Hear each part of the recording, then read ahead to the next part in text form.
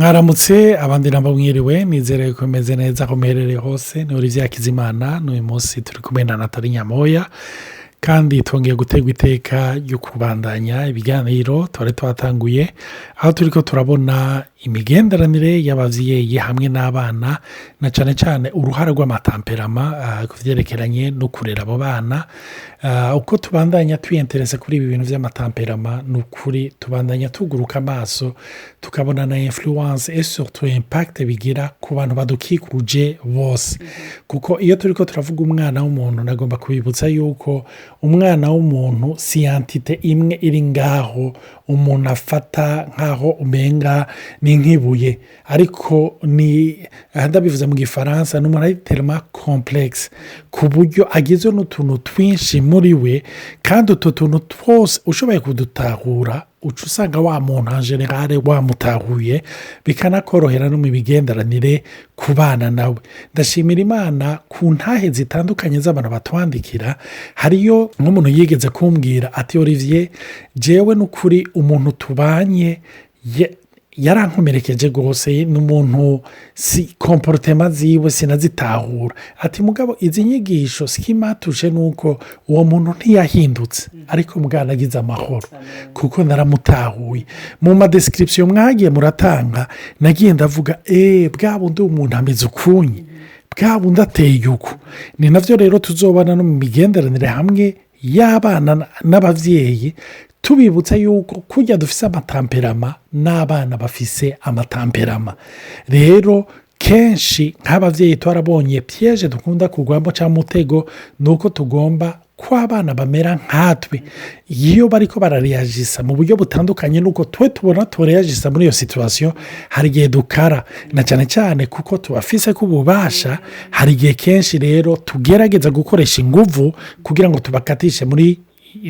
novuga muri direction twe tugomba ivyo vyose ni ibintu tuzobandanya turabira hamwe kandi turashimira Imana hari abantu batangiye kutwandikira bariko baratubwira ko izi nyigisho nukuri nazo bumva ziryoshe kandi ziriko zirabafasha rero narifise ikibazo nagomba kubaza Nathalie mugabe imbere yuko ndakimubaza nagomba kubibutsa yuko hari iyo chaîne ya YouTube twatanguje iyo nayo yitwa Baho Podcast turabibutsa yuko mushobora no kwiyabona hama mukaza muraronka ama notification bishobotse murashobora no kuyipartager n'abandi Imana ibahezagire rero kuri ivyo kandi turashimira Imana ku bana batandukanye bahora bazitanga nagomba rero kubaza Nathalie twaravuze kuvyerekeranye na piège abavyeyi babamwo kuko usanga bari tellement attaché ku bana bari tellement attaché novuga kuri education yabo bari tellement attaché kuri kazoza kabo ku buryo twavuze yuko hari igihe usanga hariyo piège na cyane cyane iyo hageze ko abana bava mu rugo canke abana muri adolescence canke hari abana nahora ndabibona ndibuka igihe twaja mu gisoda canke igihe twahora tuja muri interna urabona abavyeyi bariko bararira nk'aho umenga arabuze umwana mbega ico kintu ca attachement coco wokivuga kiki nongeye kuramutsa abantu bose nongera kubashimira nkuko Olivier yabikoze n'ukuri ku ma message muturungikira kumwitwarariko mufisi Imana bahezekire cyane vy'ukuri ico kibazo ca attachement ni kibazo gikomeye kubera turiko turabivuga hari igihe umuntu yibaza ati none Nathalie cindo umuvyeyi ndeke kwiyatasha c'est tout à fait normal ibintu vyumvikana gukunda umwana wawe kumwitaho kumwitwararika kandi ko witwararika ikintu niko unywana naco niko ukikunda ukacinjiza mu mutima ariko ugasanga ijambo ry'Imana umenga rimwe na rimwe iratubwira ati tureke kwiyatasha hari n'abaca banarenza reka kugira abana bigirwamana nukuri hari abahora baja muri iyo piège yo kubona abana nk'ibigirwamana bisigura sinshobora kuronka amahoro umwana wanje atabaye iki atagize gutya atameze gutyo ivyo navyo turaza kubona ko ari ibintu biri dangereux non seulement kuri wewe nk'umuvyeyi ariko no ku mwana kuko bimuza ukuruhuka no kwidegemvya mu kiganga hariho hormone bita l'ocytocine ni hormone ikomeye cyane iyo umugore yibungenze hageze yuko avyara iyo hormone ni nk'umuti vy'ukuri usohoka uja mu mubiri wiwe ukazana ibise rero iyo hormone irisekate na cerveau iraza umugore amaze gushikana amezi 9 hageze ko avyara mu mwanya wo iyo hormone iraja mu mubiri igatangura kuzana ibise ivyo bise iyo bibaye na bike kwa muganga baca bakongereza icyo bita iyo hormone nyine yitwa ocytocine. iyo ni umuti ariko ukora nk'iyo ocytocine nyine ituma ibise byawe bibandanya. hamwe bacavuga ngo bamuprogrammye ngo bamuteye umuti w'ibise. rero uwo muti w'ibise ubanza kurekugwa no mu mutwe na cerveau, niwe utuma ibise biza, niwe utuma n'umwana asohoka, hama bigatuma na ya placenta isigaye mu nda ivayo yose totalement. rero iyo ocytocine uyibuze barakongerereza. abavyeyi bose barabizi, baraciye kwa muganga, iyo umuntu yabuze ibise barabimwongerereza. ariko igitwenza nuko abantu batazi yuko iyo ocytocine ni hormone aussi de l'attachement, c'est-à-dire iyo umwana asohotse haca haza indi doze, ni nka doze ya bien sana, ituma naho yaguteye ibise igufasha gufatana no gukunda umwana wawe. urumva kuko iyo uvuye muri ubwo bubabare hari igihe byo kushobora kuvuga ati ntibikunda ibi bintu. mugabo iyo hormone ituma umwana umubonye ucugera cyagishogisho wa mutima ukumva umenga n'uwawe. rero icyo navuga rero kuri iyo ocytocine icyo nabikundiye nuko nta attachement iba hatabaye detachement. igihe cyose uza kubatashe uza kwidetesha. igihe ijambo ry'Imana ritangura gukoresha irimo attachement muri Bibiliya ni igihe babwira Adamu na Eva, Imana ibabwira ati l'homme quittera son père et sa mère et s'attachera à sa femme et les deux deviendront une seule chair. imbere yuko uwundi mugabo anywana nyakubana n'umugore wiwe ategerezwa kwitandukana naho yavuye. rero chaque fois qu'il y a une notion d'attachement, il y a aussi une notion de détachement. ni ukuri ni nk'uko navuga ni gucura urugozogi, hategerezwa kuba un détachement. rero iyo détachement icyo nayikundira ni uko uwo muntu uba umufise amezi 9 uri mu mama mu nda, ariko kugira abeho neza hategerezwa kuba un détachement aussi. mu majambo make uwo muntu ntumubundikire mu nda amezi arenga 9. hariho igihe, hariho saison, ya masaison turako turavuga aho raza, kandi kenshi marihoze maza nk'ibise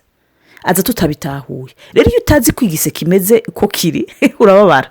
ndandibuka nk'abagore ba mbere bakirumva ibise baragaragaza ko imwe speaker mu mutwe ati avuga ati nshuti yanje igise ntibakidescrive barakiviva bw'uru gitahura. amaze kuvya wa mbere igisara zocumva zakimenya kibona akibonera kure. donc quelque part la notion de détachement irababaza. l'attachement bisigura ko tu t'es détaché ahantu, gufatanya bisigura ko witandukanyije n'ikintu. rero hari igihe ayo masezerano abana tutabona ko reko arayajamo, ukabona yakuze yahindutse, haba ko guhinduka kwa gutera ubwoba akaja no muri adolescence tiregatswe tureye tiyasigaye afise amanyama, uyita amanyama bariko wewe peut-être bibona nka assurance ya caractère ya temperament igatangwa gusa nk'ishurika, nawe urukimubona nk'umubebe ugihindura maranje. urumva donc nibaza yuko iyo hormone ya attachement cyangwa ukwidetasha uko ariko kose ukwifatanya attachement bisigura ko yose ya notion de détachement. ikintu cyonyine ushobora kwiyatasha kitashobora kukubabaza, ariko no cyonyine kikweza kigukura ko ibintu bitari byo ni ijambo ry'Imana. ukwitashije ko niko gukura k'umucafu, kandi niyama ikugirira entre guillemets bikuryohera, si isukari tureta iranagupurifya igagukura ko ibintu utarumenyereye ko byo gukureko ako yamarira akora akazi keza. Imana ishimwe. Nathalie ariko aravuga ivyo bintu bya attachement na détachement, ndabibona no mu buzima bwa misi yose. ubuzima bwacu burya bugizwe no kwiyatasha no kwidetasha. umva kuvuga ivyuka mu gatondo uba uridetasha igitanda, hama mu nyuma ukidetasha impuzu wararanye, mu nyuma ukoga, mu nyuma ukambara impuzu nshasha. donc ubuzima bugizwe no kwakira no kurekura, bugizwe no kwambara no kwamburwa no kwambura. donc hari mw'ico kintu cyo kwatasha no kudetasha. hariyo rero iyindi kote y'iyo attachment, kuko iyo turiko turoga attachment hari iyo kote novuga iri positive. urumva hakaba na détachement cyangwa na attachement iba néfaste rimwe na rimwe, mu gihe novuga ni iyo point novuga ya attachement néfaste tuvuga kote négative niyo nagomba kuvuga ko gatoya. iyo nayo iririye n'iki iririye n'icyo abapsikologe bita lego icyo bashobora kwita rimwe na rimwe bibiliya yita rachère ndanabivuga no muri cya gitabo canje nise esi tu n'étais pas celui que tu penses être muri icyo gitabo ndavuga yuko rachère cyangwa lego ndayita aussi le faux moi wewe wa faux wewe atari wa vrai donc iyo turiko turavuga lego burya irafise ahantu igomba gukontorora ibintu igomba kumetiriza ibintu rero abantu badukikuje barafise burya une dose de plaisir basusita muri twebwe batera muri twebwe rero iminsi yose umenga uwo munezero baduhaye ni nka kuya abantu banywa ibiyayuramutwe cyangwa abantu bakunda inzoga iyo ayinyoye hariyo swingi zimushiramo hari ikintu yumva ziproduce muri we rero igituma abandanya yirondera ni uko muri we navuga iyo hormone du plaisir muri we ibandanya navuga cerveau ibandanya yirondera ku buryo hari igihe nahora nibaza kera ni none ni gute binanira kunywa iritiro ry'amazi mugabo nashyira hamwe ibiyeri nanyoye ugasanga ni nk'amaritiro angahe amacupa 10 n'angahe ni gute niyo hormone du plaisir wumva yaguhaye ingoga yo kubandanya urondera rero no mu bigenderanire y'ababyeyi n'abana cyangwa y'abagabo n'abagore cyangwa y'abagenzi hari iyo hormone du plaisir umenga twama turiko turarondera hasi hejuru sikife rero yuko iyo uwo muntu aguhinduriye iyo aguhinduriye hormone du plaisir babambe attachement ikihinduka igafata iyindi shusho yitwa ishavu ry'inkazi ryarindi rikaze rwose urumva ni nacyo gituma hari umuntu yigeze kumbwira kera ndibaza haheze nk'imyaka ishika 20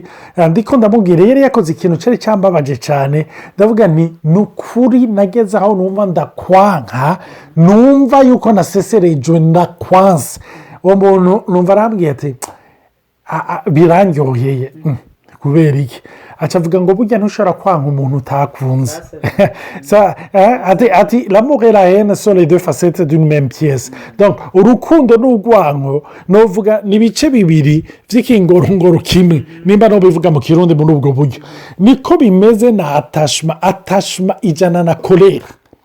sivyo nico gituma rero abana n'abavyeyi mu gihe bakiri liye novuga niyo attachement de la chair attachement ya kameremere attachement ya ego uzosanga umuvyeyi cyangwa umwana agerageza kumanipira umuvyeyi cyangwa agerageza kumanipira umwana cyane cyane umuvyeyi ko ari muri situation novuga ya autorité we bacagerageza gukoresha igikenye kugira ashobore uwo mwana kumujana uko agomba no kumujana muri direction kugira ngo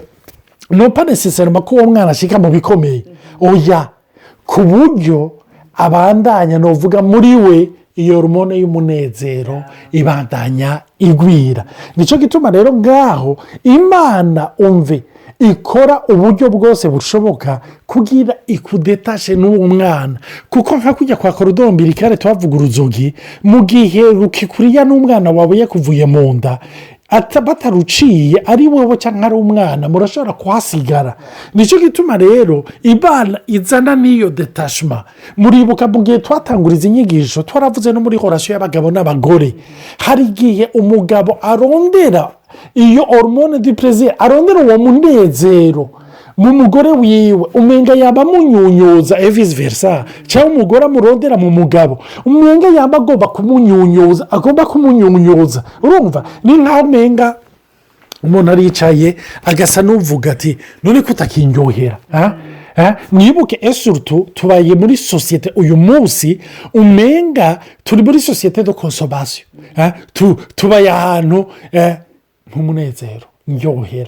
ndyohera uyu munsi videwo irenga iminota 5 bene data kugira uyiye konsantere no kuko uraba iminota 2 bibona ku bana bacu urumva baracyari bato bariko barakura ariko ikintu kintangaza niyo ndiko ndabobserva bariko bararaba ordinateur bariko bararaba YouTube bararaba gatoyi kagera ku minota 2 kugira babe captive nukuri biragoye bagomba guhindukiza nico rero uca usanga no mu migenderanire y'abavyeyi n'abana muri iyo attachment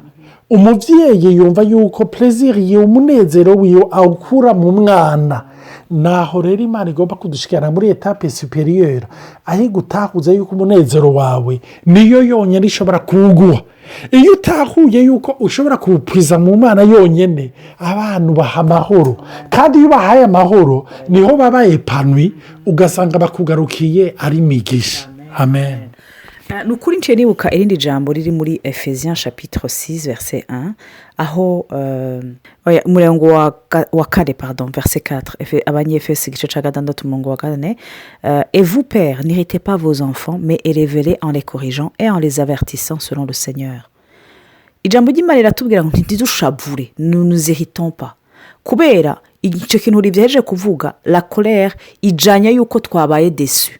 yuko umwana atakoze icyo twipfuza kandi nje mpora navyibonamo narabwiye ko ndi melancholique muri imagine rero yuko jewe iyo nshavura kurusha ivyo navyo tuzobivuga beaucoup plus tard kuko mba navyimvye napanze yuko umwana ateza kugira guke yahinduka bice bihinduka nanje mu mutwe rero naho Imana ihimiriza ati natari umunezero wawe amahoro yawe ntadepanda yuko umwana yagize neza canke nabi amahoro yawe ahagaze yuko ungiriye confiance nico no kugendera mu kwizera bene data kurera abana hariho dose de foi utizeye Imana no mu migenderanire yawe n'Imana biragoye vy'ukuri kutahura yuko nawe uri kurarera ubarerera Imana ndibuka umusuma nkuko twababwiye Olivier yababwiye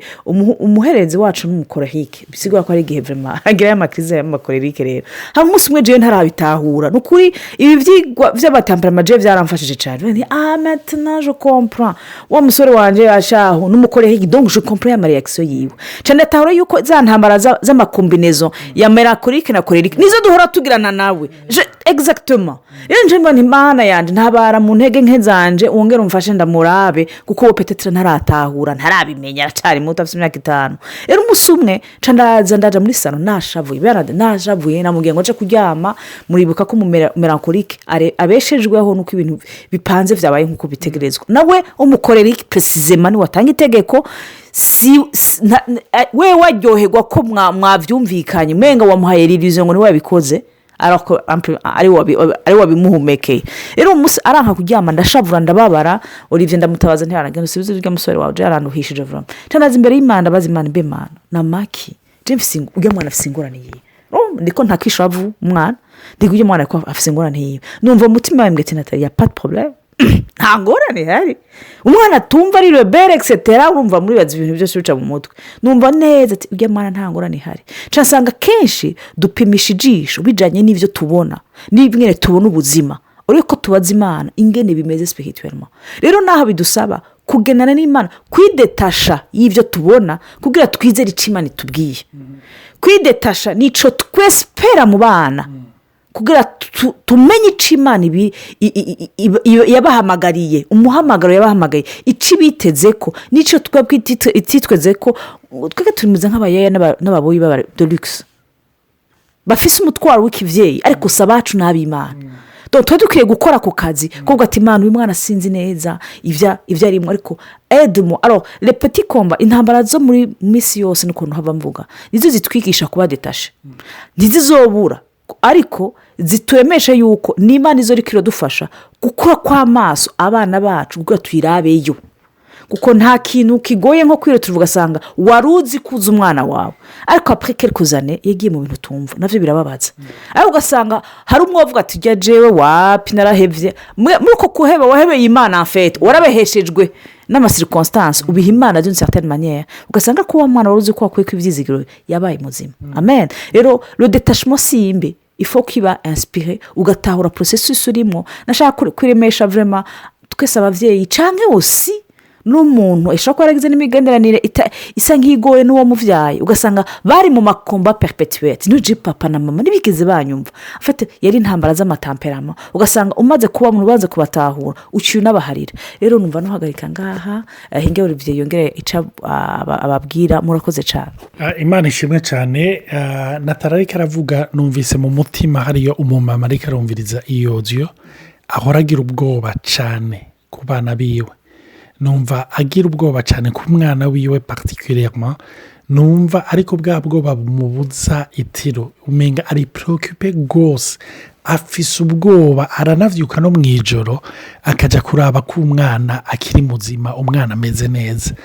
Nukuri ubwo bwoba ndagomba kukubwira ngo harageze kuruhuka,